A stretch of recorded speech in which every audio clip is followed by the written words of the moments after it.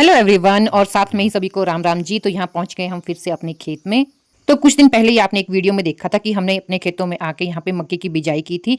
But जिस दिन खेत में ट्रैक्टर आया था उसी रात बहुत ज्यादा बारिश हो गई थी, जिसकी वजह से आप यहाँ देख सकते हो कि जो भी खेतों में घास था या खरपतवार था वो सारा का सारा वैसे ही उग गया है। इस वाले खेत में हमने अभी कोई भी बीज नहीं डाला है और ये जो नीचे वाला खेत है इसमें हमने मक्की का बीज उस दिन डाल दिया था।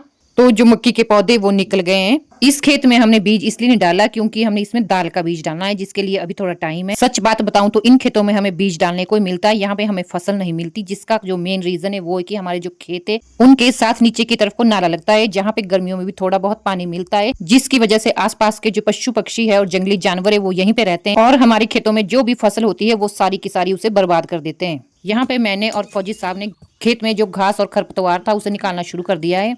हमने सोचा कि इसको हम अभी निकाल देते हैं क्योंकि दाल का जो बीज है उसके डालने के लिए अभी 20-25 दिन बाकी है, तो तब तक ये बहुत बड़ा हो जाएगा। साथ ही हमने सोचा था कि हम खेत में 5-5:30 बजे पहुंच जाएंगे ताकि जब धूप निकले तब तक हमारा काम खत्म हो जाए। पर खेत में पहुंचते पहुंचते हमें 7 बज गए और यहाँ थोड़ी देर बाद ही धूप आ गई। पहले मैं छाया छाया में काम करी थी बट अब सारी खेत में धूप आ गई है और फौजी साहब इस खेत का आधा काम छोड़ के नीचे मक्की वाले खेत में चले गए हैं, क्योंकि मक्की के जो छोटे छोटे पौधे निकले हैं इनको देख के इनको लग रहा है कि पहले मैं इसी की गुड़ाई कर लेता हूँ। मक्की वाले खेत का काम तो पूरा होने से रहा, यहाँ पे ये वाला खेत भी हमारा भी पूरा नहीं हुआ है और धूप की वजह से मेरी हालत काफी खराब हो चुकी है।